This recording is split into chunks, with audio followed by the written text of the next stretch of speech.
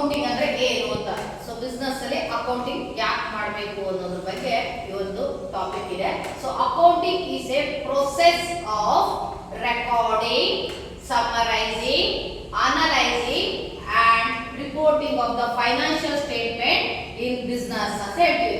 Business ಅಲ್ಲಿ ಒಂದು ವ್ಯವಹಾರ ಮಾಡ್ತಾ ಇರ್ಬೇಕಾದ್ರೆ ನಾವು ಖರ್ಚು ಮಾಡ್ಬೇಕಾದ್ರೆ ಎಕ್ಸಾಂಪಲ್ಗೆ ಸಮುದ್ರಕ್ಕೆ ಉಪ್ಪನ್ನ ಎಸೆಯಬೇಕಾದ್ರೂ ಕೂಡ ಲೆಕ್ಕಾಚಾರ ಇರಬೇಕಂತೆ. ಯಾಕಂದ್ರೆ ಸಮುದ್ರದ ನೀರು ಆಲ್ರೆಡಿ ಉಪ್ಪಿರುತ್ತೆ, ನಾವು ಎಷ್ಟು ಉಪ್ಪು ಹಾಕಿದೀವಿ ಅಂತ ಕಂಡುಹಿಡಿಯಲಿಕ್ಕೆ ಸಾಧ್ಯ ಇಲ್ಲ. ಹಾಗೆ ನಾವು ಈ ಬಿಸ್ನೆಸ್ ಅಲ್ಲಿ ಹಾಗೆ ಸಣ್ಣ ಸಣ್ಣ ಖರ್ಚುಗಳನ್ನ ಪೆಟ್ಟಿ ಎಕ್ಸ್ಪೆನ್ಸಸ್ ಅಂತ ಹೇಳ್ತೀವಿ, ಚಿಕ್ಕ ಪುಟ್ಟ ಖರ್ಚುಗಳನ್ನ ಲೆಕ್ಕಾಚಾರ ಹಾಕದೇ ಇದ್ರೆ ಕೊನೆಯಲ್ಲಿ ನಮಗೆ ನಮ್ಮ ಬ್ಯಾಲೆನ್ಸ್ ಶೀಟ್ ಅನ್ನೋದು ಕರೆಕ್ಟ್ ಆಗಿ ಟ್ಯಾಲಿ ಮಾಡ್ಲಿಕ್ಕೆ ಸಾಧ್ಯ ಆಗುದಿಲ್ಲ. ಆದ್ರಿಂದ ಬಿಸ್ನೆಸ್ ಅಲ್ಲಿ ಆಗ್ತಕ್ಕಂಥ ಖರ್ಚು ವೆಚ್ಚಗಳನ್ನ ಏನಕ್ಕೆ, ಯಾವುದಕ್ಕೆ, ಎಷ್ಟು ಖರ್ಚು ಮಾಡ್ತಾ ಇದೀವಿ.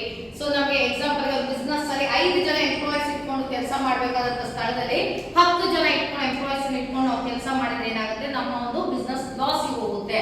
ಅದೇ ರೀತಿ ನಮಗೆ 10 ಜನ ಕೆಲಸಗಾರ ಇರಬೇಕಾದಂತ ಸ್ಥಳದಲ್ಲಿ ಒಂದು 4 ಜನ 3 ಜನ ಇಟ್ಕೊಂಡು ಕೆಲಸ ಮಾಡಿದ್ರೆ ಅವಾಗ ಕೂಡ ಬಿಸ್ನೆಸ್ ಫ್ಲಾಪ್ ಆಗುತ್ತೆ. ಅದನ್ನ ಯಾವ ರೀತಿ ತಗೊಂಡು ಹೋಗ್ಬೇಕು ಅನ್ನೋದನ್ನ ನಾವು ಮಾಡ್ಬೇಕಂದ್ರೆ ನಮ್ಗೆ ಅಕೌಂಟಿಂಗ್ ಸಿಸ್ಟಮ್ ಅನ್ನೋದು ಗೊತ್ತಿರಬೇಕು. ಸೊ ಇದರಲ್ಲಿ ಫಸ್ಟ್ ಏನ್ ಮಾಡ್ತೀವಿ, ರೆಕಾರ್ಡ್ ಮಾಡ್ತೀವಿ, ಏನಾಯ್ತು ಏನು ಹೋಯ್ತು ಅನ್ನೋದ್ರ ಬಗ್ಗೆ ರೆಕಾರ್ಡಿಂಗ್ ಮಾಡ್ತೀವಿ. ವಿಶ್ಲೇಷಣೆ, ಸಮರೈಸ್ ಅಂದ್ರೆ ವಿಶ್ಲೇಷಣೆ, ಸಮರೈಸ್ ಅಂದ್ರೆ ವಿಶ್ಲೇಷಣೆ, ಇದು ಹೀಗೆ, ಸೊ ಇದಕ್ಕೆ ಇಷ್ಟು ಹೋಗಿದೆ, ಇದಕ್ಕೆ ಇಷ್ಟು ಬಂದಿದೆ ಅನ್ನೋದನ್ನ ಹೇಳ್ತೀವಿ. ಅನಲೈಸಿಂಗ್, ಇದಕ್ಕೆ ಇಷ್ಟು ಹಾಕಿದ್ದು ಸರಿ ಇದೆಯಾ, ಸೊ ನಾ ಸ್ಯಾಲರಿ ಇವ್ರಿಗೆ ಇಷ್ಟು ಕೊಟ್ಟಿದ್ದೀನಿ, ಇದು ಸರಿನಾ ತಪ್ಪಾ ಅಂತ ಚೆಕ್ ಮಾಡ್ತೀವಿ. ಲಾಸ್ಟ್ ರಿಪೋರ್ಟಿಂಗ್, ಅವ್ರಿಗೆ ಇಷ್ಟೇ ಕೊಟ್ಟೆ, ನಾನು ಇಷ್ಟೇ ಖರ್ಚು ಮಾಡಿದ್ದೀನಿ, ಇಷ್ಟೇ ಬಂದಿದ್ದೀನಿ ಅಂತ ತೋರಿಸ್ತೀವಿ. ಇದನ್ನ ಟೋಟಲ್ ಆಗಿ ಒಂದು ಬಿಸ್ನೆಸ್ ಅಲ್ಲಿ ಇರತಕ್ಕಂಥ ಫೈನಾನ್ಷಿಯಲ್ ಸ್ಟೇಟ್ಮೆಂಟ್ ಅನ್ನ ಇರತಕ್ಕಂಥ ಅಕೌಂಟಿಂಗ್ ಅಂತ ಕರಿತೀವಿ. ಸೊ ಅಕೌಂಟಿಂಗ್ ಅಲ್ಲಿ 6 ಟೈಪ್ ಬರುತ್ತೆ. ಅದರಲ್ಲಿ ನಮಗೆ ಬಿಸ್ನೆಸ್ ಅಂತ ಬಂದಾಗ ಇಂಪಾರ್ಟೆಂಟ್ ಆಗಿ 3 ಟೈಪ್ಸ್ ಬೇಕಾಗುತ್ತೆ: financial accounting, management accounting and cost accounting. Financial accounting ಅಂದ್ರೆ ಫೈನಲ್ ರಿಪೋರ್ಟ್ ಅಂತ ಕರಿತೀವಿ. ಇದರಲ್ಲಿ ನಾವು ಬ್ಯಾಲೆನ್ಸ್ ಶೀಟ್ ಅನ್ನ ಇರಬೇಕು. ಬ್ಯಾಲೆನ್ಸ್ ಶೀಟ್ ಏನನ್ನ ಶೋ ಅಪ್ ಮಾಡುತ್ತೆ ಅಂದ್ರೆ profit or loss, liability and assets. Profit and loss ಅಂದ್ರೆ ಲಾಭ ಆಯ್ತು ಇಲ್ಲ ಬಿಸ್ನೆಸ್ ಅಲ್ಲಿ ನಷ್ಟ ಆಯ್ತು, ಇನ್ನೊಂದು ಹೊಣೆಗಾರಿಕೆ ಇಷ್ಟಿದೆ, ನಮ್ಮ ಹತ್ರ ಅಸೆಟ್ಸ್ ಇಷ್ಟಿದೆ ಅನ್ನೋದನ್ನ ಈ ಒಂದು ಫೈನಾನ್ಷಿಯಲ್ ಸ್ಟೇಟ್ಮೆಂಟ್ ತೋರಿಸುತ್ತೆ. ಮ್ಯಾನೇಜ್ಮೆಂಟ್ ಅಕೌಂಟಿಂಗ್, ಮ್ಯಾನೇಜ್ಮೆಂಟ್ ಅಕೌಂಟಿಂಗ್ ಅಲ್ಲಿ ನಾವ್ ಏನ್ ಮಾಡ್ತೀವಪ್ಪ ಅಂದ್ರೆ ನಮ್ಗೆ ಇಷ್ಟು ಬಂತು, ಇಷ್ಟು ಹೋಗಿದೆ, ಸೊ ನಾವು ಇಷ್ಟು ಇನ್ವೆಸ್ಟ್ಮೆಂಟ್ ಹಾಕಿದೀವಿ, ಈಗ ನಮ್ಮ ಹತ್ರ ಇಷ್ಟು ಇದೆ ಅನ್ನೋದನ್ನ ಇನ್ಕಮ್ ಅಂಡ್ ಎಕ್ಸ್ಪೆಂಡಿಚರ್ ಅಂತ ಹೇಳ್ತೀವಿ. ಇನ್ಕಮ್ ಅಂಡ್ ಎಕ್ಸ್ಪೆಂಡಿಚರ್ ಅನ್ನ ಈ ರಿಪೋರ್ಟ್ ಅಲ್ಲಿ ತಿಳ್ತೀವಿ. ಕಾಸ್ಟ್, ಇದರಲ್ಲಿ ಪೇಮೆಂಟ್ಸ್ ಅಂಡ್ ರಿಸಿಪ್ಟ್ಸ್, ನಮ್ ಬಂದಿದ್ದಿಷ್ಟು, ನಮ್ಮಿಂದ ಹೊರಗೆ ಹೋಗಿದ್ದಿಷ್ಟು, inflow, outflow and net flow ಅನ್ನ ಈ ಕಾಸ್ಟ್ ಅಕೌಂಟಿಂಗ್ ಅನ್ನೋದು ತೋರಿಸುತ್ತೆ. ಸೊ ಇದಿಷ್ಟು ಕೂಡ ಅಕೌಂಟಿಂಗ್ ನ ಒಂದು ಸಿಸ್ಟಮ್. ಅಕೌಂಟಿಂಗ್ ಇರ್ಬೋದು ಅಥವಾ ಅದರ ಟೈಪ್ಸ್ ಅಂತ ಹೇಳ್ತೀವಿ. ನೆಕ್ಸ್ಟ್ ನಮಗೆ ಒಂದು ಟ್ರಾನ್ಸಾಕ್ಷನ್ ಅನ್ನ ನಾವು ಮಾಡಿದ್ರೆ ಅಥವಾ ನಾವು ಒಂದು ಎಂಟ್ರೀಸ್ ಅನ್ನ ಮಾಡಿದ್ರೆ ನಾವು ಯಾವೆಲ್ಲ ರಿಪೋರ್ಟ್ಸ್ ಗಳನ್ನ ನೋಡಿದ್ರೆ ನಮ್ಗೆ ಬಿಸ್ನೆಸ್ ನ ಸ್ಟೇಟ್ಮೆಂಟ್ ಅನ್ನ ತಿಳ್ಕೊಳ್ಳಿಕ್ಕೆ ಸಾಧ್ಯ ಆಗುತ್ತೆ ಅಂದ್ರೆ ಒಂದು cash book or day book. Day book ಅಂದ್ರೆ day to day transaction book, original record of book, subsidiary book ಅಂತ ಕರಿತೀವಿ. ಸೊ ಇದರಲ್ಲಿ ನಾವು ಡೇ ಬುಕ್ ಅಲ್ಲಿ ದಿನನಿತ್ಯ ಏನೇನ್ ಟ್ರಾನ್ಸಾಕ್ಷನ್ ಮಾಡಿದೀವಿ ಅದನ್ನ ತೋರಿಸುತ್ತೆ. ಕ್ಯಾಶ್ ಬುಕ್ ಏನ್ ಮಾಡುತ್ತೆ ಅಂದ್ರೆ ದಿನ ಎಷ್ಟು ಟ್ರಾನ್ಸಾಕ್ಷನ್ ಆಗಿದೆ, ಇನ್ಫ್ಲೋ ಎಷ್ಟಿದೆ, ಔಟ್ಫ್ಲೋ ಎಷ್ಟಿದೆ, ನೆಟ್ ಫ್ಲೋ ಉಳಿದಿದ್ದು ಎಷ್ಟಿದೆ ಅನ್ನೋದನ್ನ ಈ ರಿಪೋರ್ಟ್ ತೋರಿಸುತ್ತೆ. ಇದರಲ್ಲಿ ನಾವು ಡೈಲಿ ರಿಸಿಪ್ಟ್ಸ್ ಅಂಡ್ ಪೇಮೆಂಟ್, ನಮ್ ಬಂದಿದ್ದು ಮತ್ತೆ ಹೊರಗೆ ಹೋಗಿದ್ದು, ಪೇಯ್ಡ್ ಆಗಿದ್ದು ಮತ್ತೆ ರಿಸೀವ್ ಆಗಿದ್ದು ಬಗ್ಗೆ ತಿಳ್ಕೊತೀವಿ. ಹಾಗೆ ಇದು ಕ್ಯಾಶ್ ಬಗ್ಗೆ ನಿಮಗೆ ರಿಪೋರ್ಟ್ ಅನ್ನ ಕೊಡುತ್ತೆ. ನಾನ್ ಕ್ಯಾಶ್ ಬಗ್ಗೆ ಎಲ್ಲ ಕ್ಯಾಶ್, ಎಷ್ಟು ನಮ್ಮಿಂದ ಕ್ಯಾಶ್ ಹೊರಗೆ ಹೋಗಿದೆ, ಎಷ್ಟು ನಮ್ಮಿಂದ ಕ್ಯಾಶ್ ಒಳ ಬಂದಿದೆ ಅನ್ನೋದು ರಿಪೋರ್ಟ್ ಅನ್ನ ಮಾತ್ರ ಇದು ನಿಮಗೆ ತಿಳಿಸ್ಕೊಡುತ್ತೆ. Next bank book, BRS, bank reconciliation statement ಅಂತ ಹೇಳ್ತೀವಿ. ಬ್ಯಾಂಕ್ ರಿಕಾನ್ಸಿಲೇಷನ್ ಸ್ಟೇಟ್ಮೆಂಟ್ ಅಂದ್ರೆ ನಮ್ಮ ಕ್ಯಾಶ್ ಬುಕ್ ಮತ್ತೆ ನಮ್ಮ ಪಾಸ್ ಬುಕ್ ಅಂತ ಹೇಳ್ತೀವಿ. ಕ್ಯಾಶ್ ಬುಕ್ ಮತ್ತೆ ಪಾಸ್ ಬುಕ್ ಅಲ್ಲಿ ಎಷ್ಟು ಹಣ ಇದೆ ಅನ್ನೋದನ್ನ ನಾವು ಮೊದಲೇ ಮೆಜರ್ಮೆಂಟ್ ಮಾಡ್ತೀವಿ. ಅದರಲ್ಲಿ ನಾವು ಈ ಒಂದು ಇದನ್ನ ನೋಡ್ತೀವಿ. ನೆಕ್ಸ್ಟ್ BRS ಅಲ್ಲಿ, BRS ಯಾಕೆ ಮಾಡಬೇಕು ಅಂತ ನಾವು ಕೆಲವೊಂದ್ಸತಿ ಚೆಕ್ ನ ಹಾಕಿರ್ತೀವಿ. ಚೆಕ್ ನ ಹಾಕಿದ್ದಂತ ಸಂದರ್ಭಗಳಲ್ಲಿ ನಮ್ಮ ಚೆಕ್ ಅನ್ನೋದು ಆಗ ರಿಲೀಸ್ ಆಗಿರೋದಿಲ್ಲ. ಸೊ ರಿಲೀಸ್ ಆಗಿರೋದಿಲ್ಲ ಕಾರಣ ಏನು ಅಂದ್ರೆ ಚೆಕ್ ಕೊಟ್ಟಂತ ಪಾರ್ಟಿ ಇಂಥ ದಿನ ಅವರಿಗೆ ರಿಲೀಸ್ ಮಾಡಿ ಅಂತ ಹೇಳಿರ್ತಾರೆ, ಆ ಡೇ ರಿಲೀಸ್ ಆಗುತ್ತೆ.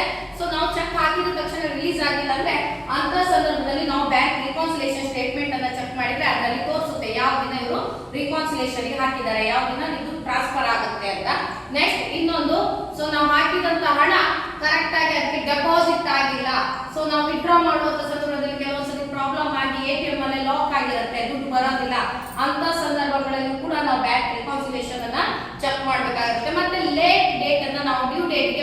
ಮಾಡ್ಕೊಳ್ತೀವಿ ಅಂದ್ರೆ ಇವತ್ತು ಚೆಕ್ ಕೊಟ್ಟಿರ್ತಾರೆ ಒಬ್ರು ನಮ್ಮ ಹೆಸರಿಗೆ, ಸೊ ನಾವು ಆ ಡೇಟಿಗೆ ಹಾಕಿರೋದಿಲ್ಲ, ಇನ್ನು 2 ದಿನ ಬಿಟ್ಟು ಹಾಕ್ತೀವಿ. ಅಂತ ಸಂದರ್ಭದಲ್ಲಿ ಅದು ಚೆಕ್ ಅನ್ನ ತಗೊಳ್ಳೋದಿಲ್ಲ ಅವರು, ಏನಂದ್ರೆ ಡೇಟ್ ಮುಂದೆ ಹೋಗಿದೆ, ಡೇಟ್ ಇದು ಹಿಂದಿನ ಡೇಟ್ ಬರ್ಬೇಕಿತ್ತು ಅಂತ. ಸೊ ಡೇಟ್ ಏನಾದ್ರು ಕರೆಕ್ಷನ್ ಆದ್ರೆ ಪುನಃ ಚೆಕ್ ಕೊಟ್ಟವ್ರ ಒಂದು ಸೈನ್ ಅನ್ನು ತಗೋಬೇಕು. ಸೊ ನಾವು ಅದನ್ನ ಹಾಕದೆ ಕೊಟ್ರೆ ಅಂತ ಸಂದರ್ಭದಲ್ಲಿ ಕೂಡ ಬ್ಯಾಂಕ್ ರಿಕಾನ್ಸಿಲೇಷನ್ ಅನ್ನ ನೋಡ್ಬೇಕಾಗುತ್ತೆ. ಮತ್ತೆ ಬ್ಯಾಂಕ್ ಚಾರ್ಜಸ್ ಅಂತ ಹೇಳ್ತೀವಿ, ಅಂದ್ರೆ ಗೋಲ್ಡ್ ಅನ್ನ ನಾವು ಲಾಕರ್ ಅಲ್ಲಿ ಇಟ್ರೆ ಅಥವಾ ನಾವು ATM ಕಾರ್ಡು ಮತ್ತೆ ನಾವು ಇದನ್ನ ತಗೊಂಡಿರ್ತೀವಿ, ಚೆಕ್ ಬುಕ್ ಗಳನ್ನ ತಗೊಂಡ್ರೆ ಇಯರ್ಲಿ ಅದಕ್ಕೆ ಇಷ್ಟು ಅಂತ ಫೀಸ್ ಹಾಕ್ತಾರೆ. ಆ ಒಂದು ಫೀಸ್ ಅನ್ನ ಕೂಡ ಚೆಕ್ ಮಾಡಲಿಕ್ಕೆ ಬ್ಯಾಂಕ್ ರಿಕಾನ್ಸಿಲೇಷನ್ ಅನ್ನ ನಾವು ತಗೋಬೇಕಾಗುತ್ತೆ.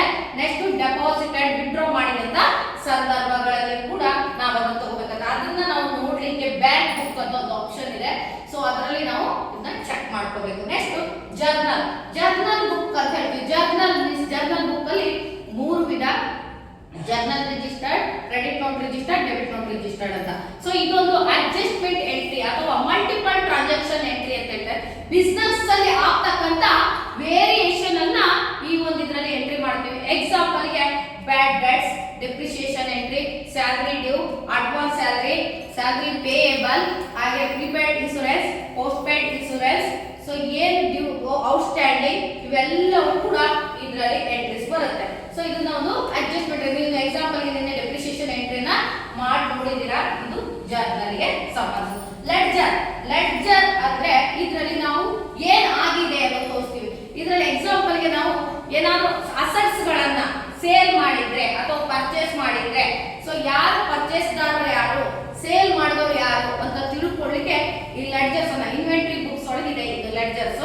ಸೊ ಈ ಲೆಡ್ಜರ್ಸ್ ಬುಕ್ ಅನ್ನ ನಾವು ಚೆಕ್ ಮಾಡ್ತೀವಿ. ನೆಕ್ಸ್ಟ್ ಇದರಲ್ಲಿ ಪ್ರಿಪೇರ್ಡ್ ಆಫ್ ಫೈನಾನ್ಷಿಯಲ್ ಸ್ಟೇಟ್ಮೆಂಟ್ ಅಂದ್ರೆ ಕೊನೆಯ ಸಾರಾಂಶ, ಫೈನಾನ್ಷಿಯಲ್ ಸ್ಟೇಟ್ಮೆಂಟ್ ಕೊನೆಯ ಸಾರಾಂಶವನ್ನು ಕೂಡ ಇದು ನಿಮಗೆ ಡಿಸ್ಪ್ಲೇ ಮಾಡುತ್ತೆ. Next trial balance is a monthly report or quarterly report or prepared for before balance sheet ಅನ್ನ ಪ್ರಿಪೇರ್ ಮಾಡುವ ಮುನ್ನ ಇದನ್ನ ಪ್ರಿಪೇರ್ ಮಾಡಲಾಗುತ್ತೆ. ಸೊ ಇದರಲ್ಲಿ ಏನ್ ನೋಡ್ತೀವಿ ಅಂದ್ರೆ ಇವತ್ತಿನವರೆಗಿನ ಬ್ಯಾಲೆನ್ಸ್ ನ ಕ್ಲೋಸಿಂಗ್ ಬ್ಯಾಲೆನ್ಸ್ ಅನ್ನ ನಾವು ಇದರಲ್ಲಿ ಚೆಕ್ ಮಾಡ್ತೀವಿ. ಇದರಲ್ಲಿ ಕಂಟೆಂಟ್ ಬರುತ್ತೆ, concept of debit and credit ಅಂತ ಬರುತ್ತೆ. ಡೆಬಿಟ್ ಅಂಡ್ ಕ್ರೆಡಿಟ್, ಒಳಹರಿವು ಮತ್ತೆ ಹೊರಹರಿವು ಎರಡೂ ಕೂಡ ಈಕ್ವಲ್ ಆಗಿರಲೇಬೇಕು. ಅದೇ ರೀತಿಯಾಗಿ ಇದರಲ್ಲಿ ಫೈನಲಿ ನೀವು ಇದರಲ್ಲಿ ಏನ್ ರಿಪೋರ್ಟ್ ಅನ್ನ ತೆಗಿತೀರಾ ಅಂದ್ರೆ income and expenditure report. Trial balance is a monthly or quarterly report. It show for closing balance, content of debit and credit always equal. Finally it show for income and expenditure report ಆಗಿರುತ್ತೆ. So next balance sheet ಹೋಗೋಣ. Balance sheet ಅಂದ್ರೆ ಇದರಲ್ಲಿ ನಾವು ಏನನ್ನ ನೋಡ್ತೀವಿ, final accounts ಅಂತ ಬರುತ್ತೆ. Final accounts ಅಲ್ಲಿ ಇಂಪಾರ್ಟೆಂಟ್ ಆಗಿ ನಮ್ಗೆ ಬೇಕಾಗಿರುವಂತದ್ದು ಬ್ಯಾಲೆನ್ಸ್ ಶೀಟ್. ಬ್ಯಾಲೆನ್ಸ್ ಶೀಟ್ ಏನನ್ನ ಶೋ ಅಪ್ ಮಾಡುತ್ತೆ ಅಂದ್ರೆ ನಮ್ಮ ಒಂದು ಲಯಬಿಲಿಟಿ ಮತ್ತೆ ಅಸೆಟ್ಸ್. ಬಿಸ್ನೆಸ್ ನಲ್ಲಿ ನಮ್ಮ ಲಯಬಿಲಿಟಿ ಎಷ್ಟಿದೆ ನಮಗೆ, ಹಾಗೆ ಅಸೆಟ್ಸ್ ಇರುತ್ತೆ. ಲಯಬಿಲಿಟಿ ಮೀನ್ಸ್ ಹೊಣೆಗಾರಿಕೆ, ನಾವು ಕೊಡ್ತಕ್ಕಂಥದ್ದು ಎಷ್ಟಿದೆ, ಪೇಯಬಲ್ ಅಂತ ಹೇಳ್ತೀವಿ, ಅದೆಷ್ಟಿದೆ. ಅಸೆಟ್ಸ್ ಅಂದ್ರೆ ನಮ್ಮ ಹತ್ರ ಕರೆಂಟ್ ಅಸೆಟ್ಸ್, ನಮ್ಮ ಹತ್ರ ಬಾಕಿ ಎಷ್ಟಿದೆ, ಈಗ ಅಸೆಟ್ಸ್ ಗಳು ಎಷ್ಟಿದೆ ಅನ್ನೋದ್ರ ಬಗ್ಗೆ ತಿಳ್ಕೊತೀವಿ. ಸೊ ಲಯಬಿಲಿಟಿ ಸೈಡ್ ಯಾವಾಗಲೂ ಕ್ರೆಡಿಟ್ ಬ್ಯಾಲೆನ್ಸ್ ಇರುತ್ತೆ. ಲಯಬಿಲಿಟಿ ಅಂದ್ರೆ ಹೊಣೆಗಾರಿಕೆ ಯಾವಾಗಲೂ ಕ್ರೆಡಿಟ್ ಬರಹರಿವಿನಲ್ಲಿ ಇರುತ್ತೆ. ಅದೇ ಅಸೆಟ್ಸ್ ಅಂದ್ರೆ ಇದು ಡೆಬಿಟ್ ಬ್ಯಾಲೆನ್ಸ್ ಅಲ್ಲಿ ಇರುತ್ತೆ. ಯಾಕಂದ್ರೆ ಅಸೆಟ್ಸ್ ಅನ್ನೋದು ನಮ್ಮ ಹತ್ರ ಇರುವಂತದ್ದು. ಸೊ ನಮ್ಮ ಹತ್ರ ಇರುವಂತದ್ದು ಯಾವಾಗಲೂ ನಮಗೆ ಡೆಬಿಟ್ ಆಗಿರುತ್ತೆ. ಮತ್ತೆ ನಿಮಗೆ ಲಯಬಿಲಿಟಿ ಮತ್ತೆ ಅಸೆಟ್ಸ್ ಯಾವಾಗಲೂ ಈಕ್ವಲ್ ಇರಬೇಕು. ಒಂದು ವೇರಿಯೇಷನ್ ಆದ್ರೂ ಕೂಡ ಪ್ರಾಫಿಟ್ ಅಂಡ್ ಲಾಸ್ ಅಲ್ಲಿ ಡಿಫರೆನ್ಸ್ ಅನ್ನ ತೋರಿಸುತ್ತೆ. ಸೊ ಆದ್ರಿಂದ ಲಯಬಿಲಿಟಿ ಮತ್ತೆ ಅಸೆಟ್ಸ್ ಆಲ್ವೇಸ್ ಈಕ್ವಲ್ ಇರಬೇಕು. ಹಾಗೆ ಇದರಲ್ಲಿ ಇನ್ನೊಂದು ವಿಶೇಷತೆ ಅಂದ್ರೆ opening and closing balance. Business start ಮಾಡುವಾಗ ಇನ್ವೆಸ್ಟ್ಮೆಂಟ್ ಎಷ್ಟು ಹಾಕಿದ್ದೀರಾ ಅದನ್ನು ತೋರಿಸುತ್ತೆ. ಹಾಗೆ ಇವತ್ತು ನೀವೇನು ಟ್ರಾನ್ಸಾಕ್ಷನ್ ಬ್ಯಾಲೆನ್ಸ್ ಶೀಟ್ ಅನ್ನು ಚೆಕ್ ಮಾಡ್ತೀರಾ ಅವತ್ತಿನವರೆಗಿನ ಫೈನಲ್ ರಿಪೋರ್ಟ್ ಅನ್ನ ಕೂಡ ಇದು ನಿಮಗೆ ಡಿಸ್ಪ್ಲೇ ಮಾಡುತ್ತೆ. ಜೊತೆಗೆ ಇದು ಪ್ರಾಫಿಟ್ ಅಂಡ್ ಲಾಸ್ ಅನ್ನ ಕೊನೆಯಲ್ಲಿ ನಿಮಗೆ ತಿಳಿಸ್ಕೊಡುತ್ತೆ. ಒಂದು ಪ್ರಾಫಿಟ್ ಅಂಡ್ ಲಾಸ್ ಅಲ್ಲಿ ಈಗ next topic profit and loss account. Profit and loss account ಅಲ್ಲಿ 4 ವಿಧ. ಒಂದು net profit, net loss, gross profit, gross loss. Net profit, net loss ಅಂದ್ರೆ ನಿವ್ವಳ ಲಾಭ, ನಿವ್ವಳ ನಷ್ಟ. ಗ್ರಾಸ್ ಪ್ರಾಫಿಟ್, ಗ್ರಾಸ್ ಲಾಸ್ ಅಂದ್ರೆ ಸರಾಸರಿ ಲಾಭ ಮತ್ತು ಸರಾಸರಿ ನಷ್ಟ. ಇದಕ್ಕೆ ಎಕ್ಸಾಂಪಲ್ ಆಗಿ ಮೊನ್ನೆ ಒಂದು ಸ್ಯಾಲರಿ ಶೀಟ್ ಅನ್ನು ಪ್ರಿಪೇರ್ ಮಾಡಿದ್ವಿ ಎಕ್ಸೆಲ್ ಅಲ್ಲಿ. ಮೇಡಮ್ ಏನ್ ಹೇಳಿದ್ರು ಅಂದ್ರೆ basic salary, house rent allowance, dearness allowance, travelling allowance, ಹಾಗೆ PF ESI ತರ ಎಲ್ಲ ಕೊಟ್ಟು ಗ್ರಾಸ್ ಡಿಡಕ್ಷನ್ ನೆಟ್ ಸ್ಯಾಲರಿ ಅಂತ ಕೊಟ್ಟರು. ಸೊ ನೀವೇನ್ ಮಾಡಿದ್ರಿ, basic salary, outside allowance, dearness allowance, travelling allowance ಅನ್ನ ಟೋಟಲ್ ಆಗಿ ಸಮ್ ಮಾಡಿದ್ರಿ, ಕೂಡಿಸಿದ್ರಿ. ಅದರಿಂದ ಬಂದ ಉತ್ತರವನ್ನ ಗ್ರಾಸ್ ಸ್ಯಾಲರಿ ಅಂತ ಡಿಸೈಡ್ ಮಾಡಿದ್ರಿ. PF-ESI ನಿಮ್ಮಿಂದ ಕಟ್ ಆಗುವಂತ ಹಣ, ಆದ್ರಿಂದ ಏನ್ ಮಾಡಿದ್ರಿ, PF-ESI ಇಂದ ನೀವೇನ್ ಮಾಡಿದ್ರಿ, ಅದನ್ನ ಕಟ್ ಆಗುತ್ತೆ ಡಿಡಕ್ಷನ್ ಒಳಗೆ ಎಂಟ್ರಿ ಮಾಡಿದ್ರಿ. ಈ ಸರಾಸರಿ ಒಂದು ಸ್ಯಾಲರಿ ಅಲ್ಲಿ ಡಿಡಕ್ಷನ್ ಅನ್ನ ಕಳೆದಾಗ ಬಂದಿದೆ ನೆಟ್ ಸ್ಯಾಲರಿ. ಅದೇ ರೀತಿಯಾಗಿ ನಮ್ಮ ಬಿಸ್ನೆಸ್ ಅಂತ ಬಂದಾಗ ನಾವು ಏನ್ ಸರಾಸರಿ ಲಾಭ ಅಂತ ಏನ್ ಹೇಳ್ತೀವಲ್ಲ ಅದರಲ್ಲಿ ಎಕ್ಸ್ಪೆನ್ಸಸ್ ಅನ್ನ ಲೆಸ್ ಮಾಡಿರೋದಿಲ್ಲ, ಎಕ್ಸ್ಪೆನ್ಸಸ್ ಅನ್ನ ಕಳೆದಿರೋದಿಲ್ಲ. ಎಕ್ಸ್ಪೆನ್ಸಸ್ ಅನ್ನ ಕಳೆದ ಮೇಲೆ ಬರುತ್ತಲ್ಲ ಅದು net profit or net loss. Real answer ಯಾವಾಗಲೂ ಏನಾಗಿರುತ್ತೆ ಬಿಸ್ನೆಸ್ ಅಲ್ಲಿ, ನೆಟ್ ಪ್ರಾಫಿಟ್ ನೆಟ್ ಲಾಸ್ ಬಂದ್ರೆ ಮಾತ್ರ ಅದು ರಿಯಲ್ ಆನ್ಸರ್. ಗ್ರಾಸ್ ಪ್ರಾಫಿಟ್ ಬಂದಿದೆ ಅಂದ್ರೆ ಅದು ಎಕ್ಸ್ಪೆನ್ಸಸ್ ಅನ್ನ ಲೆಸ್ ಮಾಡಿಲ್ಲ ಅಂತ. ಗ್ರಾಸ್ ಲಾಸ್ ಬಂದಿದೆ ಅಂದ್ರೆ ಅದು ಇನ್ಕಮ್ಸ್ ಅನ್ನ ಪ್ಲಸ್ ಮಾಡ್ಕೊಂಡಿಲ್ಲ ಅಂತ ನೀವು ತಿಳ್ಕೋಬೇಕು. ಸೊ ಆದ್ರಿಂದ net profit net loss trade ಅಕೌಂಟಿಗೆ ಒಂದು ಕ್ಲಾಸಸ್ ಇದೆ, ಅದಕ್ಕೆ ನೆಕ್ಸ್ಟ್ ಕ್ಲಾಸ್ ನೋಡುವ ಆಯ್ತಾ. ಸೊ ಇದಿಷ್ಟು ಕೂಡ ಒಂದು ಅಕೌಂಟಿಂಗ್ ಪ್ರೊಸೆಸ್ ನ ಬಗ್ಗೆ. ನೆಕ್ಸ್ಟ್ ಒಂದು golden rules of accounting. Rules of accounting ಅಂತ ಹೇಳ್ತೀವಿ. ಗೋಲ್ಡನ್ ರೂಲ್ಸ್ ಆಫ್ ಅಕೌಂಟಿಂಗ್ ಅಥವಾ ನಾವು ಇದು ಅಕೌಂಟ್ಸ್ ಸಬ್ಜೆಕ್ಟಿವ್ ಅಂದ್ರೆ ಟೈಪ್ಸ್ ಆಫ್ ಅಕೌಂಟಿಂಗ್ ಅಂತ ಹೇಳ್ತೀವಿ. ಇದರಲ್ಲಿ 3 ವಿಧದ ಅಕೌಂಟಿಂಗ್ ಅನ್ನ ನೋಡ್ತೀವಿ. First personal account, real account, nominal account. Personal account ಅಂದ್ರೆ ವೈಯಕ್ತಿಕ ಖಾತೆ, ಇದನ್ನ ಇಂಡಿವಿಜುವಲ್ ಪರ್ಸನ್ ಗಳು ಮಾಡ್ಕೊತೀವಿ ಅಥವಾ ಬಿಸ್ನೆಸ್ ಪರ್ಸನ್ ಕೂಡ ಮಾಡ್ಕೊತೀವಿ. ಇಂಡಿವಿಜುವಲ್ ಪರ್ಸನ್ ಆ ಒಂದು ಅಕೌಂಟ್ ಅನ್ನ ಮಾಡಿದ್ರೆ ಅದನ್ನ ಸೇವಿಂಗ್ಸ್ ಅಕೌಂಟ್ ಅಂತ ಕರಿತೀವಿ. ಅದೇ ಬಿಸ್ನೆಸ್ ಪರ್ಸನ್ ಮಾಡಿದ್ರೆ ಅದನ್ನ ಕರೆಂಟ್ ಅಕೌಂಟ್ ಅಂತ ಕರಿತೀವಿ. ಸೊ ಇದರಲ್ಲಿ includes by person or institution, ಒಬ್ಬ ವ್ಯಕ್ತಿ ಅಥವಾ ಒಂದು ಸಂಸ್ಥೆ ಇದರಲ್ಲಿ ಇನ್ವಾಲ್ವ್ ಆಗಿರುತ್ತೆ. ಸೊ ಆ ವ್ಯಕ್ತಿ ಅಥವಾ ಸಂಸ್ಥೆ ತನ್ನ ವ್ಯವಹಾರಕ್ಕೋಸ್ಕರ ಈ ಅಕೌಂಟ್ ಅನ್ನ ಬಳಸ್ಕೊಂತಾರೆ. ಸೊ ಒಂದು ನಾವು ಅಮೌಂಟ್ ಅನ್ನ ಕೈಯಲ್ಲೇ ಇಟ್ಕೊತಿರ್ಲಿಕ್ಕೆ ಆಗೋದಿಲ್ಲ ಅಂತ ಬ್ಯಾಂಕಿಗೆ ಹಾಕಿರ್ತೀವಿ, ಅಥವಾ ಬಿಸ್ನೆಸ್ ಅಲ್ಲಿ ನಾವು ಹೊರಗಡೆ ಹೋದಾಗ ಟ್ರಾನ್ಸಾಕ್ಷನ್ ಬೇಕಾಗುತ್ತೆ ಅಂತ ಸಂದರ್ಭದಲ್ಲಿ ಅಕೌಂಟ್ ಅಲ್ಲಿ ಇರುತ್ತೆ. ಸೊ ತುಂಬಾ ಅಮೌಂಟ್ ಅನ್ನ ಕ್ಯಾರಿ ಮಾಡ್ಕೊಂಡು ಇಟ್ಕೊಳಕ್ ಆಗಲ್ಲ ಅನ್ನೋ ಸಂದರ್ಭದಲ್ಲಿ ಸೊ ಅಂತದಕ್ಕಾಗಿ ನಾವು ಒಂದು ಅಕೌಂಟ್ ಅನ್ನ ಮಾಡ್ಕೊಂಡಿರ್ತೀವಿ. ಸೊ ಇದರಲ್ಲಿ ಇನ್ಸ್ಟಿಟ್ಯೂಟ್ ಮಾಡ್ಕೊಂಡ್ರೆ ಅದನ್ನ ಕರೆಂಟ್ ಅಕೌಂಟ್ ಅಂತ ಕರಿತೀವಿ, ಸಂಸ್ಥೆಯವ್ರು ಮಾಡಿದ್ರೆ. ಅದೇ ಇಂಡಿವಿಜುವಲ್ ಪರ್ಸನ್ ಮಾಡಿದ್ರೆ ಅದನ್ನ ಸೇವಿಂಗ್ಸ್ ಅಕೌಂಟ್ ಅಂತ ಕರಿತೀವಿ. ಸೊ ಇದರಲ್ಲಿ ರೂಲ್ಸ್ ಇರುತ್ತೆ. ರೂಲ್ ಏನ್ ಹೇಳುತ್ತೆ, debit the receiver, credit the ಗಿವರ್. Debit ಏನ್ ಹೇಳುತ್ತಪ್ಪ ಅಂದ್ರೆ ಒಳಹರಿವು, ಅಂದ್ರೆ ನಾವು ಯಾರು ರಿಸೀವರ್ ಮಾಡ್ತೀವಿ, ಯಾರು ಕೊಡ್ಕೊಂಡಿರ್ತೀವಿ ಅವ್ರನ್ನ ಡೆಬಿಟ್ ಅಲ್ಲಿ ಎಂಟ್ರಿ ಹಾಕಿ ಅಂತ. ಸೊ ಕ್ರೆಡಿಟ್ ಅಂದ್ರೆ ಯಾರು ಕೊಟ್ಟಿರ್ತಾರೆ, ಯಾರು ಸಾಲಗಾರರಾಗಿರ್ತಾರೆ ಅವ್ರನ್ನ ನಾವು ಕ್ರೆಡಿಟ್ ಅಲ್ಲಿ ಎಂಟ್ರಿ ಹಾಕಬೇಕು ಅಂತ ಹೇಳ್ತೀವಿ. ಸೊ ಇದರಲ್ಲಿ ₹500 amount give to mister Kumar ಅಂತ ಕೊಟ್ಟಿದ್ದೇನೆ. ಟು ಮೀನ್ಸ್ ಹೀಗೆ ಮಿಸ್ಟರ್ ಕುಮಾರನಿಗೆ ₹500 ಕೊಟ್ಟಿದ್ದೀವಿ ಅಂತ ಹಾಕ್ತಾ ಇದ್ದೇನೆ. ಸೊ ಇಲ್ಲಿ ಪಾರ್ಟಿ ಒಬ್ಬ ಬಂದ, ಪರ್ಸನಲ್ ಅಕೌಂಟ್ ಏನ್ ಹೇಳುತ್ತೆ ಅಂದ್ರೆ ಪಾರ್ಟಿಯನ್ನ ಫಸ್ಟ್ ಗುರುತಿಸಬೇಕಿರುತ್ತೆ, ಪಾರ್ಟಿ. ಸೊ ಟು ಅವರಿಗೆ ಹೋಗಿರೋದ್ರಿಂದ ಅವನು ರಿಸೀವರ್ ಆಗಿರ್ತಾನೆ. ಸೊ ಅದಕ್ಕೆ ನಾನು ಇಲ್ಲಿ ಇದನ್ನ ಡೆಬಿಟ್ ಎಂಟ್ರಿ ತಗೋಬೇಕಾಗುತ್ತೆ. ಸೊ ನೆಕ್ಸ್ಟ್ ಇವರಿಗೆ ಅಮೌಂಟ್ ಅನ್ನ ಕೊಟ್ಟಿದ್ದೀವಿ ಅಂದ್ರೆ ಸೊ ಇಲ್ಲಿ ಫಸ್ಟ್ ನಾನು ಚೆಕ್ ಇದೆಯಾ ಅಂತ ಹುಡುಕ್ತೀನಿ. ಎಲ್ಲಿ ಚೆಕ್ ಇಲ್ಲ, ಎಲ್ಲಿ ಬ್ಯಾಂಕ್ ಇಲ್ಲ. ಇಲ್ಲ ಅಂದಾಗ ನಾನು ಕನ್ಸಿಡರ್ ಮಾಡ್ತಿದ್ದೀನಿ ಕ್ಯಾಶ್ ನಮ್ಮಿಂದ ಹೊರಗೆ ಹೋಗಿದೆ, ಕ್ಯಾಶ್ ಕ್ರೆಡಿಟ್ ಆಗಿದೆ ಅಂತ ನಾನು ಇಲ್ಲಿ ಮೆನ್ಷನ್ ಮಾಡ್ತೀನಿ. ಸೊ ಇದು ಈ ರೂಲ್ಸ್ ನ ಪ್ರಕಾರ ಅಪ್ಲೈ ಆಗುವಂತ ಒಂದು ಎಕ್ಸಾಂಪಲ್. ನೆಕ್ಸ್ಟ್ ಒಂದು real account. Real account includes by assets or properties. ಇದು ನಮ್ಮ ಬಿಸ್ನೆಸ್ ಅಲ್ಲಿ ನಾವು ಯಾಕೆ ಈ ಒಂದು ಅಕೌಂಟ್ ಅನ್ನ ಕ್ರಿಯೇಟ್ ಮಾಡಬೇಕು ಅಂದ್ರೆ ಸಮ್ ಇಶ್ಯೂಸ್ ಆಗುತ್ತೆ. ಸೊ ಯಾವುದೋ ಒಂದು ಟೈಮಲ್ಲಿ ವಿದ್ಯುತ್ ಅಪಘಾತ ಆಗಿರುತ್ತೆ ಅಥವಾ ಏನಾದರೂ ಬೆಂಕಿ ಅಪಘಾತ ಆದಲ್ಲಿ ನಮ್ಮ ಅಸೆಟ್ಸ್ ಗಳೆಲ್ಲ ಸುಟ್ಟು ಹೋದ್ರೆ ನಮಗೆ ಇನ್ಶೂರೆನ್ಸ್ ಕ್ಲೈಮ್ ಮಾಡಬೇಕು ಅಂದ್ರೆ ನಮ್ಮ ಹತ್ರ ಏನೆಲ್ಲ ಇತ್ತು ಅನ್ನೋದು ಬೇಕಿರುತ್ತೆ. ಸೊ ಅದರ ಲೆಕ್ಕಾಚಾರನ ಮೊದಲೇ ಆಗಿರುತ್ತೆ. ಯಾಕಂದ್ರೆ ವರ್ಷ ಕಳೆದಂತೆ ಈ ಅಸೆಟ್ಸ್ ನ ಮೌಲ್ಯ ಡಿಪ್ರಿಸಿಯೇಷನ್ ಆಗುತ್ತೆ. ಸೊ ಡಿಪ್ರಿಸಿಯೇಷನ್ ಆಗಿ ಟೋಟಲಿ ಎಷ್ಟು ಬೆಲೆ ಬಾಳೋ ವಸ್ತು ನಮ್ಮ ಒಂದು ಇದರಲ್ಲಿ ಇದೆ ಅನ್ನೋದ್ರ ಬಗ್ಗೆ ಸಂಸ್ಥೆಯಲ್ಲಿ ನೋಡ್ತೀವಿ. ಅದಕ್ಕೋಸ್ಕರ ಈ ರಿಯಲ್ ಅಕೌಂಟ್ ಅಲ್ಲಿ ಬಿಸ್ನೆಸ್ ಪರ್ಸನ್ ಮಾಡ್ತಾರೆ. ಇದರಲ್ಲಿ includes by assets or properties. ಇದರಲ್ಲಿ ಆಸ್ತಿ ಮತ್ತು ಸ್ವತ್ತನ್ನ ವಿವರವನ್ನ ನಾವು ಹಾಕಿರ್ತೀವಿ. ಆಸ್ತಿ ಅಂತ ಬಂದ್ರೆ ಲ್ಯಾಂಡ್ ಅಂತ ತಗೋತೀವಿ. ಸ್ವತ್ತು ಅಂತ ಬಂದ್ರೆ ಇಲ್ಲಿರುವಂತ ಬೇಂಚು, ಕುರ್ಚಿ ಮತ್ತೆ ಫ್ಯಾನ್ಗಳು, ಸೊ ಇವೆಲ್ಲವನ್ನ ಕೂಡ ನಾವು ಅಸೆಟ್ಸ್ ಒಳಗೆ ತಗೋತೀವಿ. ಸೊ ಇದರಲ್ಲಿ ರೂಲ್ಸ್ ಏನ್ ಹೇಳುತ್ತಪ್ಪ ಅಂದ್ರೆ ಡೆಬಿಟ್ ವಾಟ್ ಕಮ್ಸ್. ಡೆಬಿಟ್ ಅಂದ್ರೆ ನಮ್ಮ ಹತ್ರ ಒಳಹರಿವು ಏನಿರ್ಬೇಕು ಅಂದ್ರೆ ನಾವೆಲ್ಲ ಅಸೆಟ್ಸ್ ಗಳನ್ನ ಯಾವ್ಯಾವ ಅಸೆಟ್ಸ್ ಗಳನ್ನ ಕೊಂಡ್ಕೋತೀವಿ, ಯಾವ್ದನ್ನ ನಮ್ಮ ಹತ್ರ ಬರುತ್ತೆ ತಗೋತೀವಿ ನಾವು, ಅದನ್ನೆಲ್ಲವನ್ನ ನಾವು ಡೆಬಿಟ್ ಎಂಟ್ರಿ ಹಾಕ್ಬೇಕು. ಅಂದ್ರೆ ಪರ್ಚೇಸ್ಡ್ ಆಫ್ ಗೂಡ್ಸ್ ಅಂತ ಕರಿತೀವಿ. ಸೊ ಕ್ರೆಡಿಟ್ ನಮ್ಮಿಂದ ಯಾವ್ದೆಲ್ಲ ಹೊರಗೆ ಹೋಗ್ತದೆ ಅಂದ್ರೆ ಸೋಲ್ಡ್ ಆಫ್ ಗೂಡ್ಸ್ ಅಂತ ಹೇಳ್ತೀವಿ. ನಮ್ಮಿಂದ ಯಾವ್ದು ಅಸೆಟ್ಸ್ ಗಳು ಹೊರಗಡೆ ಹೋಗ್ತವೆ ಇರ್ತವೆ ಅದನ್ನ ನಾವು ಕ್ರೆಡಿಟ್ ಅಲ್ಲಿ ಎಂಟ್ರಿ ಹಾಕಬೇಕು. ಸೊ ಇದರ ರೂಲ್ಸ್ ಅಲ್ಲಿ debit what comes in credit was goes out. ಇದಕ್ಕೆ ಎಕ್ಸಾಂಪಲ್ ಆಗಿ ತಗೊಂಡ್ರೆ ₹5,000 ಫರ್ನಿಚರ್ ಪರ್ಚೇಸ್ಡ್ ಅಂತ ಹೇಳ್ತಾ ಇದ್ದೀನಿ. ಫರ್ನಿಚರ್ ಅನ್ನ ಪರ್ಚೇಸ್ ಮಾಡಿ ಆಗಿದೆ. ಸೊ ಫರ್ನಿಚರ್ ಒಂದು ಅಸೆಟ್ಸ್, ಆದ್ರಿಂದ ಇಲ್ಲಿ ಫರ್ನಿಚರ್ ಅನ್ನ ಕನ್ಸಿಡರ್ ಮಾಡಬೇಕಾಗುತ್ತೆ. ಫರ್ನಿಚರ್ ಪರ್ಚೇಸ್ ಮೀನ್ಸ್ ಖರೀದಿ ಮಾಡಿ ಆಗಿದೆ ಅಂತ ಹೇಳಿದ್ರೆ, ಖರೀದಿ ಮಾಡಿ ಆಗಿದೆ ಅಂದ್ರೆ ಪರ್ಚೇಸ್ ಫರ್ನಿಚರ್ ಅನ್ನೋದು ನಮಗೆ ಬಂದಿದೆ, ಆದ್ರಿಂದ ಕಮ್ಸ್ ಇನ್ ಆಗಿರೋದ್ರಿಂದ ಇದನ್ನ ವಾಟ್ ಕಮ್ಸ್ ಇನ್ ಇದರಲ್ಲಿ ಡೆಬಿಟ್ ಫರ್ನಿಚರ್ ಕಮ್ಸ್ ಇನ್ ಅಂತ ಕನ್ಸಿಡರ್ ಮಾಡಬೇಕು. ಸೊ ಹಾಗಾದ್ರೆ ಫರ್ನಿಚರ್ ಅನ್ನು ತಗೋಬೇಕಂದ್ರೆ ನನ್ನಿಂದ ಏನಾದ್ರೂ ಹೊರಗೆ ಹೋಗಿರ್ಬೇಕು. ಸೊ ಅಲ್ಲಿ ನಾನು ಚೆಕ್ ಮಾಡ್ತೀನಿ ಫಸ್ಟ್ ನಾನ್ ಕ್ಯಾಶ್ ಇದೆಯಾ ಅಂತ. ನಾನ್ ಕ್ಯಾಶ್ ಇದೆಯಾ ಅಂತ ಚೆಕ್ ಮಾಡ್ತೀನಿ. ಇಲ್ಲಿ ನಾನ್ ಕ್ಯಾಶ್ ಎಲ್ಲಿಯೂ ಕಾಣಿಸ್ತಾ ಇಲ್ಲ.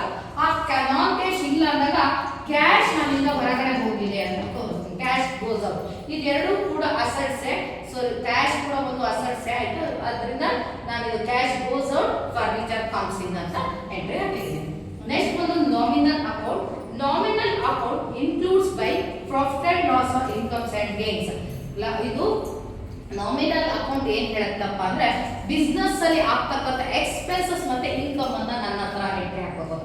ಎಕ್ಸ್ಪೆನ್ಸಸ್ ಇನ್ಕಮ್ ಅಂದ್ರೆ ಯಾವ್ದೆಲ್ಲ ಎಕ್ಸ್ಪೆನ್ಸಸ್ ಆಗ್ಬೋದು, ಯಾವ್ದೆಲ್ಲ ಇನ್ಕಮ್ ಆಗ್ಬೋದು ಅಂದ್ರೆ ಈಗ electricity bill paid, rent paid, interest paid, internet bill paid, travelling expenses paid, advertisement expenses, ಇವೆಲ್ಲವೂ ಕೂಡ ಎಕ್ಸ್ಪೆನ್ಸಸ್ ಅಂಡರ್ ಒಳಗೆ ಎಂಟ್ರಿ ಆಗುತ್ತೆ. ಆಲ್ ಎಕ್ಸ್ಪೆನ್ಸಸ್ ಅಂಡ್ ಲಾಸಸ್ ನಮ್ಮ ಬಿಸ್ನೆಸ್ ಅಲ್ಲಿ ನಾವು ಮಾಡ್ತಕ್ಕಂಥ ಖರ್ಚುಗಳು ಪೆಟ್ಟಿ ಎಕ್ಸ್ಪೆನ್ಸಸ್ ಅಂತ ಕೂಡ ಕರಿತೀವಿ. ಅದೇ ರೀತಿ ಇನ್ಕಮ್ ಕೂಡ ಬರುತ್ತೆ. ಪೆಟ್ಟಿ ಇನ್ಕಮ್ ಚಿಕ್ಕ ಪುಟ್ಟ ಮೂಲಗಳಿಂದ ಆದಾಯ ಬರುವಂತದ್ದು, ಡಿಸ್ಕೌಂಟ್ ರಿಸೀವ್ಡ್, ಇಂಟ್ರೆಸ್ಟ್ ರಿಸೀವ್ಡ್, ಆಯ್ತಾ.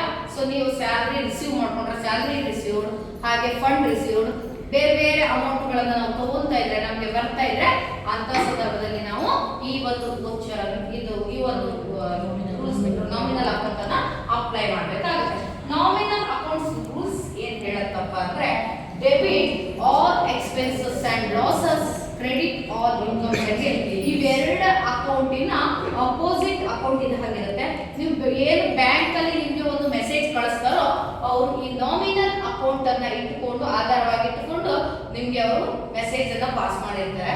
ಸೊ ಇದರಲ್ಲಿ ₹2,500 salary paid for office staff ಅಂತ ತಗೊಂಡಿದ್ದೀನಿ. ಆಫೀಸ್ ಸ್ಟಾಫ್ಗೆ ₹2,500 ಸ್ಯಾಲರಿಯನ್ನ ಕೊಟ್ಟಿದ್ದೀನಿ. ಸೊ ನನ್ನಿಂದ ಹೊರಗೆ ಹೋಗಿದ್ದೇನು ಅಂದ್ರೆ ಸ್ಯಾಲರಿ ಬಂದು ಆಲ್ ಎಕ್ಸ್ಪೆನ್ಸಸ್ ಅಂಡ್ ಲಾಸಸ್, ಆದ್ರಿಂದ ಸ್ಯಾಲರಿಯನ್ನ ನಾವು ಡೆಬಿಟ್ ಅನ್ನ ಇಟ್ಕೊತೀವಿ. ಸ್ಯಾಲರಿ ಕೊಡ್ಬೇಕಾದ್ರೆ ನನ್ನಿಂದ ಹಣ ಹೊರಗೆ ಹೋಗಿರ್ಬೇಕು. ಅದನ್ನ ನಾನ್ ಕ್ಯಾಶ್ ಇದೆಯಾ ಅಂತ ಚೆಕ್ ಮಾಡ್ತೀನಿ. ಎಲ್ಲಿಯೂ ನಾನ್ ಕ್ಯಾಶ್ ಅನ್ನ ತೋರಿಸ್ತಾ ಇಲ್ಲ. ನಾನ್ ಕ್ಯಾಶ್ ತೋರಿಸಿದ್ರೆ ಒಂದು ಚೆಕ್ ಇರುತ್ತೆ ಅಥವಾ ಬ್ಯಾಂಕ್ ನೇಮ್ ಇರುತ್ತೆ, ಅದೆರಡೂ ಇಲ್ಲ ಅಂದಾಗ ನಾನು ಕ್ಯಾಶ್ ಅನ್ನೋದು ಗೋಸ್ ಔಟ್ ಆಗಿದೆ, ಕ್ಯಾಶ್ ಅನ್ನೋದು ನಮ್ಮಿಂದ ಹೊರಗೆ ಹೋಗಿದೆ ಅನ್ನೋದನ್ನ ತೋರಿಸ್ತೀನಿ. ಸೊ ಅದರಿಂದ nominal account includes by profit and loss or incomes and gains, ಲಾಭ ಅಥವಾ ನಷ್ಟ, ಆದಾಯ ಮತ್ತು ಗಳಿಕೆಯ ವಿವರವನ್ನ ಒಳಗೊಂಡಿರುತ್ತೆ. ಇದರಲ್ಲಿ ರೂಲ್ ಏನ್ ಹೇಳುತ್ತಪ್ಪ ಅಂದ್ರೆ debit all expenses and losses, credit all incomes and gains. Golden rules of accounting ಅಥವಾ ಟೈಪ್ಸ್ ಆಫ್ ಅಕೌಂಟಿಂಗ್ ಅಲ್ಲಿ 3 ಬರುತ್ತೆ. ಒಂದು personal account, real account, nominal account. Personal account includes by persons or institution. Rules ಏನ್ ಹೇಳುತ್ತೆ debit the receiver, credit the giver. Real account includes by assets or properties. It's the rule debit what comes in, credit what goes out. ಮೂರನೇದು nominal account, it includes by profit and loss or incomes and gains. It's the rule debit all expenses and losses, credit all incomes and gains ಅಂತ ಬರುತ್ತೆ. So ಇದಿಷ್ಟು ಕೂಡ golden rules of accounting. ಇದನ್ನ ಇಟ್ಕೊಂಡು ನೀವು accounting system ಅನ್ನ ಮಾಡಬೇಕು.